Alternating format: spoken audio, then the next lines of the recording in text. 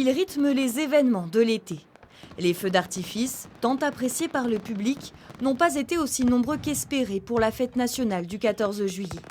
Cette entreprise spécialisée a vu 200 de ses 500 contrats avec des communes annulés, pour la plupart reportés. Orléans a été annulé dans le 45, Saint-Brieuc dans le 22, Oisel dans le 76. Sartrouville. Habituellement, ces artificiers réalisent 70% de leur chiffre d'affaires en été.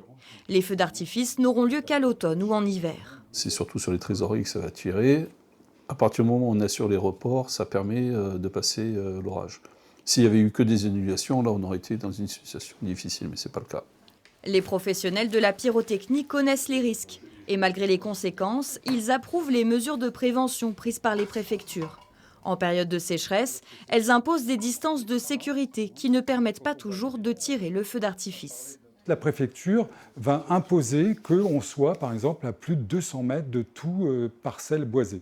C'est pour éviter les incendies de forêt, les incendies. Donc en fait, on va rajouter de la réglementation sur la réglementation existante.